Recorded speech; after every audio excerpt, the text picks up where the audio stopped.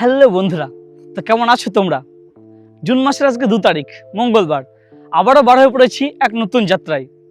আজকে আমরা চলেছি পাথরচাপড়ি। তবে আজকে অফ সিজনে পাথরচাপড়ি কেমন কি পরিবেশ টোটালটাই তোমাদের ঘুরে দেখাবো। চৈত্র মাসে পাথরচাপড়ি যাওয়ার সময় বিভিন্ন গ্রাম থেকে বাস রিজার্ভ করে সকলে যাই। তবে আজকে যেহেতু আমরা অফ সিজনে যাচ্ছি, আমরা দুজন মিলে বাইকে করে চলে যাব এবং কোন রুটে যাচ্ছি তোমাদের নিশ্চয়ই দেখাবো।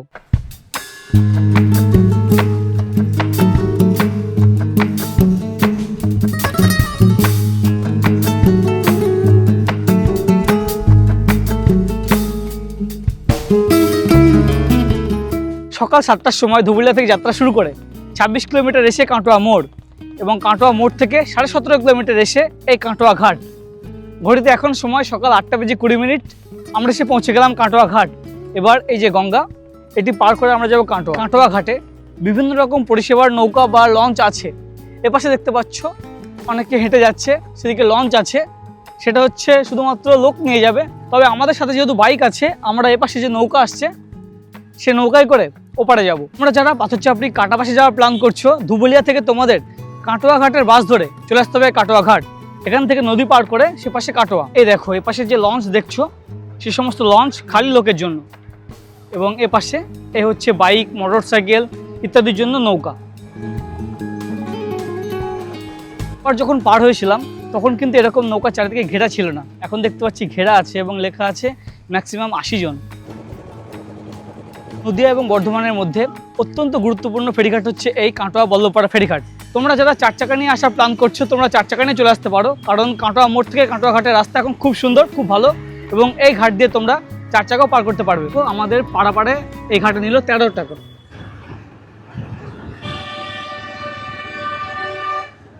এই হচ্ছে কাটোয়া বাস স্ট্যান্ড।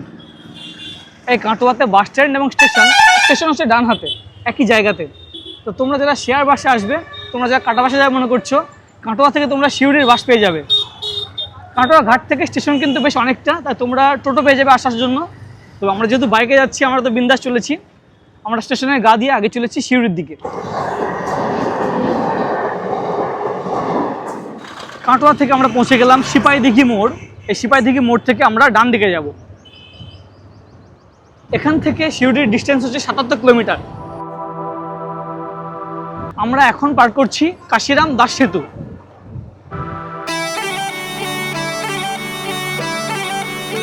সে পৌঁছে গেলাম ফুটিসাঁকু।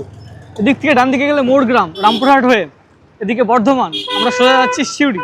এখান থেকে শিউরি হচ্ছে 49 কিলোমিটার, কীর্ণাহার 8 কিলোমিটার, বোলপুর ভায়া কীর্ণাহার 36 কিলোমিটার। এ দেখো, আমোদপুর 29, মাসাঞ্জোর হচ্ছে 87 কিলোমিটার। কাল 9:40 এসে পৌঁছে গেলাম কীর্ণাহার। বেশ খিদে পেয়েছে, ব্রেকফাস্ট সারতে হবে। এই হচ্ছে বর্ধমান বা বীরভূমের বিখ্যাত মুড়ি ঘুগনি এবং তার সঙ্গে চপ। 10:30টার মধ্যে কিন্তু আমরা আমোদপুর ক্রস করলাম। এখান থেকে শিউরি হচ্ছে 20 কিলোমিটার। ওয়েদার কিন্তু বেশ মনোরম মনে হচ্ছে, যেহেতু বাইকে চলেছি না, সেই কারণে গরম খুব একটা ফিল করছি না।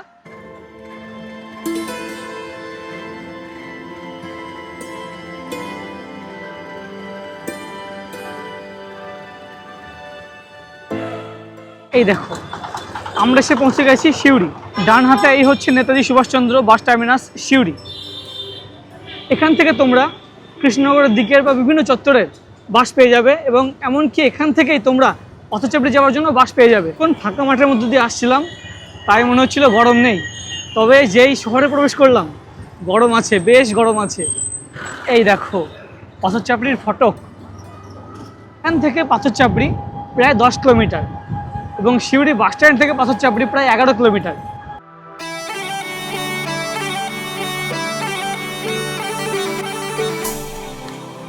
ওইখান থেকে বাঁদিকে যে গ্রামটি যাচ্ছে সেটি পারুলিয়া, এবং ডান দিকে শাহবাজার, এবং এখান থেকে জাস্ট পাথরচাপড়ির সামনে। এই জায়গা তোমরা যারা এসেছো মেলার সময়, তারা জানো যে এই জায়গা কতটা জমজমাট হয়ে থাকে। তবে এখন পুরো ফাঁকা, নিরিবিলি। যারা বাসে আসে বিভিন্ন গ্রাম থেকে, এই সমস্ত জায়গাতেই বাসগুলি পার্কিং করে, এবং এখানে কিন্তু থাকার বন্দোবস্ত হয়, আখড়াগুলি করা হয়, এবং এখানে রান্নাবান্না বন্দোবস্ত করা হয়, এবং এখান থেকে সামনের দিকে রওজার দিকে যেতে হয়। তো মেলাতে আসতে পারেনি, তবে জুন মাসের 2 তারিখে এসে একটু অদ্ভুত লাগছে। কেমন যেন শান্ত পরিবেশ। দেখো এই রাস্তা কতটা শান্ত হয়ে আছে। তখন এখানে এতটা লোক হয়, লোকে পুরো লোকারণ্য হয়ে যায়, হেঁটে যাওয়াই যায় না। এবং রাস্তার দুপাশেই বিভিন্ন যে দোকানগুলি সেগুলি বসে। তবে এখন এই দেখো এরকম অবস্থা, এই অবধি কোনো দোকান নেই। তবে স্থায়ী দোকানগুলি সেগুলি কিন্তু আছে, সবই মোটামুটি খোলা আছে। সেই সকাল 7টার সময় বার হয়ে, ঘড়িতে এখন সময় সকাল 11:30। ফাইনালি এসে পৌঁছে গেলাম পাথর চাপড়ি।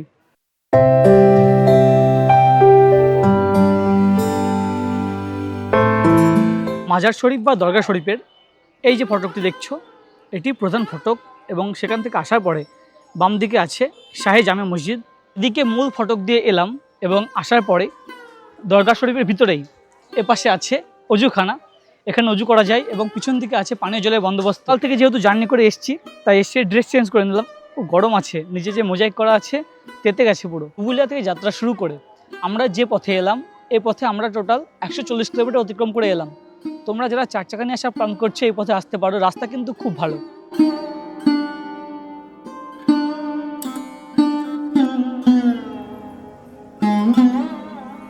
মেন ফটক দিয়ে প্রবেশ করার পরেই এ দেখো সোজা দেখতে পাচ্ছ, এটি হচ্ছে মূল মাজার শরীফ।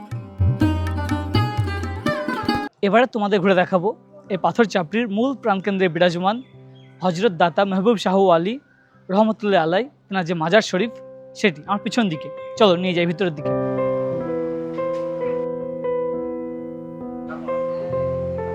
অন্যান্য সময় এসেছি বলে কিন্তু এরকম ফাঁকা, মেলার সময় এখানে এত ভিড় হয় এ পর্যন্ত পৌঁছানোই যায় না। পাথর চাপড়ির মাজার শরীফে আছে মোট 3টি ফটক।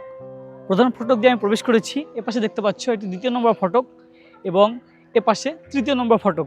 এই ফটক দিয়েই যে পীর পুকুর সেদিকে যাওয়া যায়।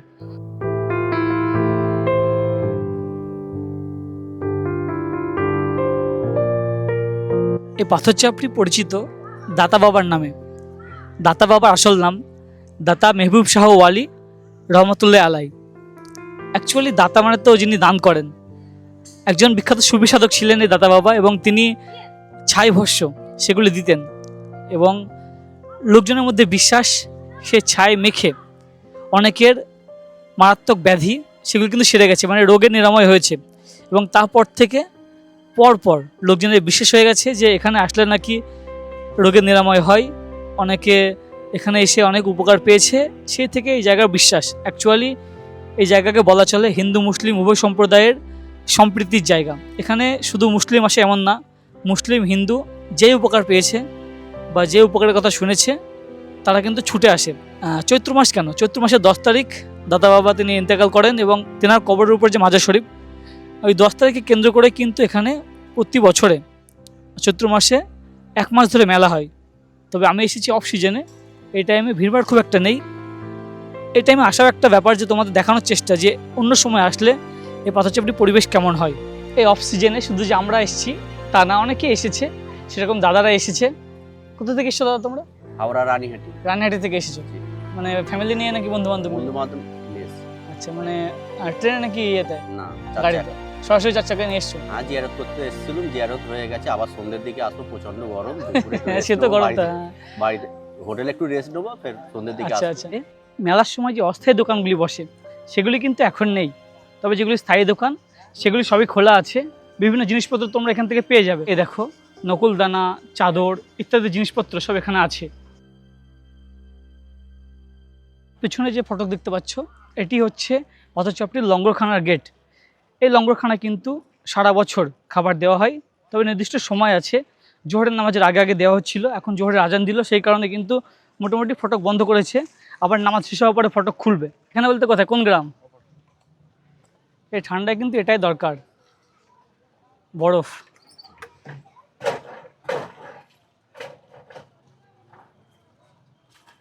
মাজার শরীফের পাশ দিয়ে যে রাস্তা, সে রাস্তা পথে চলে এলাম চাঁদপুরে, এবং এখান থেকে যে ঝর্ণা আছে সেই ঝর্ণার দিকে আগে চলেছি।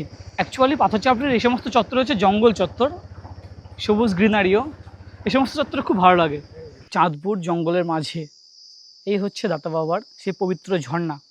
জল দেখতে পাচ্ছি অনেকটা নিচে আছে, তবে বর্ষার পরে কিন্তু জল অনেকটা উঠে যায়। ঝর্ণার উপরে চাদর দেওয়া আছে, অনেকে এসে এখানে দানও করে থাকে। চাঁদপুরের এই সমস্ত চত্বরের মূল দর্শনীয় হচ্ছে এই পবিত্র ঝর্ণা সহ পিছন দিকে এই অসামান্য জঙ্গল। এই জঙ্গলে কিন্তু খুব ভালো লাগে, বিশেষ করে চৈত্র মাসে আসলেও ভালো লাগবে, এখনও খুব ভালো লাগছে। হচ্ছে আপনি মাজার শরীফ এলে আমি বলবো তোমরা একটিবার এই চাঁদপুরের দিকে এসো, এদিককার পরিবেশ তোমাদের খুব ভালো লাগবে। এখন এই টাইমে এদিকে লোকজন নেই, তবে মেলার সময় পুরো লোকে লোকারণ্য হয়ে থাকে এদিকটাতেও, সব পায়ে হেঁটে তখন ছুটে আসে চাঁদপুরের দিকটাতে। মেলা ছাড়াও অন্যান্য সময় যেহেতু লোকজন আসতেই থাকে, সেই কারণে কিন্তু এখানে আছে এরকম পরপর সব হোটেলগুলি। যে কোনো একটি হোটেলে ঢুকবো এবং দুপুরে খাওয়া দাওয়া সারবো। হোটেলে এসে নিয়ে নিচ্ছি ভাত, এ হচ্ছে সবজি ভাত, এর সঙ্গে আছে ভাত, ডাল, আলু ভাজা, আলু পোস্ত, একটি সবজি দিয়ে দিয়েছে ঢ্যাঁড়স, আর একটি সবজি আছে এবং স্যালাড। এ হচ্ছে 50 টাকা যদি সবজি ভাত নেওয়া হয়, এবং আমরা নিয়েছি চিকেন, টোটাল হচ্ছে 80 টাকা, মানে এটা 50 এটা 30। খাওয়া দাওয়া সারলাম, ঠিকঠাকই আছে খাওয়া দাওয়া রেট অনুযায়ী কোয়ালিটি। এখন দাঁড়িয়ে আছি শাহবাজার যে গ্রাম, সেই গ্রামের রাস্তাতে। এখানে খুব সুন্দর পরিবেশ, রাস্তার দুপাশে হচ্ছে জঙ্গল। এই জায়গা অনেকে চিনতে পারছো, যারা চৈত্র মাসে মেলার সময় গাড়ি নিয়ে আসে, বাস নিয়ে আসে এই সমস্ত জায়গাতে, এখানে কিন্তু আখড়া করে, মানে এখানেই বাস বা গাড়িগুলি রেখে থাকে, এখান থেকে হেঁটে রওজা পর্যন্ত হেঁটে যায়। এই হচ্ছে শাহবাজার গ্রামের খেলার মাঠ। তাল গাছ, আকাশমণি, মেহগনি, মহুয়া, বিভিন্ন রকম গাছপালা আছে, এবং তা নিয়ে যে পরিবেশ তা দেখতে খুব ভালো লাগে। সেই কারণে তোমাদের দেখানোর জন্য এদিকে এলাম। কি বলছে এখন সময় দুপুর 2:15। আমরা পাথরচাপড়ি চত্বর ঘুরে আবারও রওনা দিলাম বাড়ির উদ্দেশ্যে। আমরা আসার সময় যে রাস্তায় এসেছি, যাওয়ার সময়ও সেই রাস্তাতে ফিরে যাব। পাথরচাপড়ি থেকে আমার বাড়ির ডিস্টেন্স মোটামুটি 140 কিলোমিটার, এবং আসতে সময় লেগেছে 4 ঘন্টা 15-20 মিনিট মতো, যেতেও ওরকমই সময় লাগবে। এই ভিডিও তোমাদের কেমন লাগলো অবশ্যই নিচে কমেন্ট করে জানাও। সাথে থাকো, দেখতে থাকো, আর চ্যানেল এখনও সাবস্ক্রাইব না করলে আজই চ্যানেলটি সাবস্ক্রাইব করো এবং বন্ধুবান্ধবের সঙ্গে শেয়ার করে দিও। অনেক অনেক ধন্যবাদ।